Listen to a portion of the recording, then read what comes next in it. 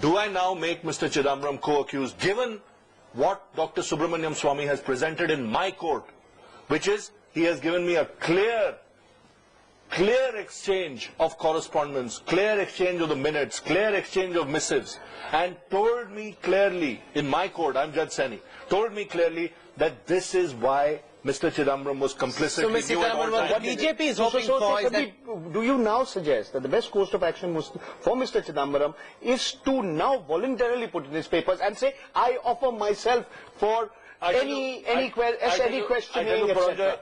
Between now and Saturday morning, I think Mr. Chidambaram should take the high moral ground and actually quit. I would go along with you. And then, if he is cleared on Saturday, because remember that this judgment is reserved. If he's cleared on Saturday... But 1 minute, it may or may not happen on Saturday because he still has a week. According to this... Yeah, but from what one gathers, the judgment is coming on Saturday. Good. So if the judgment is negative, or suppose the judgment is positive, then by all means Mr. Chidambaram is clean and he can come back to government. So what Nirmala Sitharaman, what the BJP is hoping for is that there is an adverse verdict in the trial court against Mr. Chidambaram. First you force Mr. Chidambaram to go, then you turn your guns on the Prime Minister and force the Prime Minister to step down, thereby ensuring that the government falls. Well, there are no stages here. It's very clear it's a matter of collective decision making, which the Supreme Court has found as being wrong. And today there is no step-by-step progress in this case. It's very clear that if the cancellations have happened, and rightly pointed out by Mr. Bamsai, that criminality has been established, I would like to remind that the whole argument all these 6-7 months have been, where is the criminality for Mr. Chidambaram? That one argument is now answered by everybody else, not the BJP. You can pick up on that argument, one. And secondly, even on this Prevention of Corruption Act, you don't need to have pecuniary gains for having taken a particular decision. Absolutely. If your decision was not in the national interest and brought a decision which is going to bring loss to the treasury, you're equally culpable, sir. Sanjay Jha, the finance minister as the custodian of the public exchequer has the prime responsibility of ensuring that there is no loss and there is no loot of public money. Given the fact that the Supreme Court has struck down the first come first served policy, logic will demand that Chidambaram step down, taking moral responsibility, because there was a loot on his watch that's now been established by the highest court in the land. Rahul, it will be presumptuous to try and assume what is going to be, passed, what verdict will be passed with Mr. Saini on Saturday.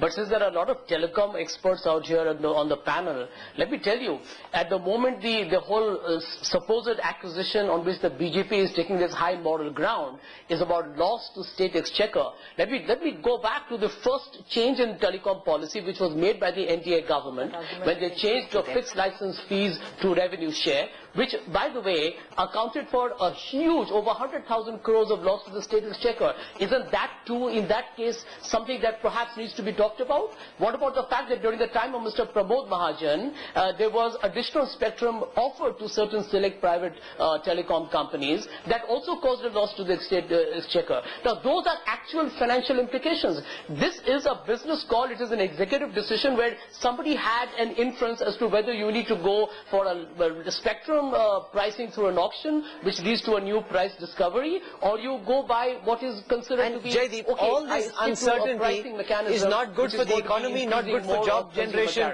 not good for the country.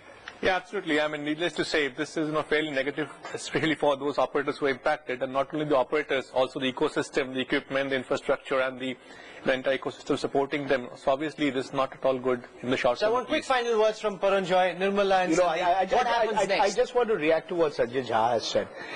Let's assume the BJP did something terribly wrong by moving from licensing to revenue share. Do two wrongs make a right? Okay, they did something wrong. And I do think that the manner in which that whole process happened was not correct. But that doesn't justify what happened. Rajeev Chandrasekhar, what happens next? No, Rahul, I would hope very much that the government focuses on coming up with this new telecom policy, coming up with what is required in strengthening the independent regulatory framework.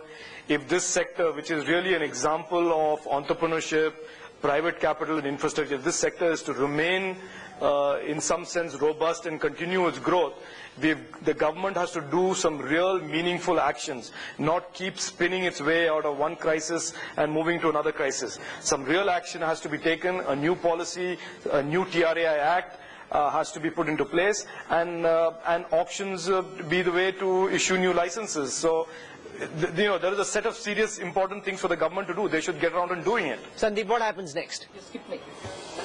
Please. Please, do the guest first. After you. Sitaraman, you first. You know, it's very well for the Congress and its faithful lot of people to go on giving us the same spin for which every one of us have answered. I'll give you a lighter note. There is a proverb in Tamil. You fall flat on your face, pick yourself up, stand up and say, sorry, I don't have dirt on my mush. It is like that. Today they are looking for excuses to say, oh no, but still the NDA did, but still so what said. The first response I gave to you about the way in which the NDA had done it and the reasons why in 2003, 2001 price was used, all this has been explained any number of times. The Congress has nowhere to go today except for go on accusing others. 2G is something which has a life force of its own. Every time you believe that this is over, you know, the trial was dragging, nobody was bothering, media had stopped going to cover it. Suddenly this jack-in-the-box reappears in your face. In your face. Everybody was focused on the elections. UP, Punjab, Uttarakhand. What happened? Feb 2, Justice Ganguly has to retire. 3 gangbuster verdicts coming. Everything changes. The political landscape has been turned on its head overnight. And this is You can run, news.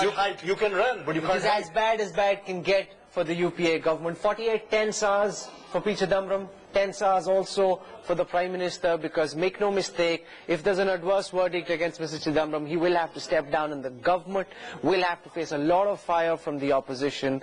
These are exciting times from a news perspective, terrible times if you're in the UPA. Thank you very much to all our guests, Rajeev Chandrasekhar, Jaideep Ghosh, Sandeep Bamjai, Paranjak Kurta, Nirmala Sitaraman and Sanjay Jha for joining us on this debate and giving us your perspective. Thank you very much. News and updates continue when we return on the other side of a short break.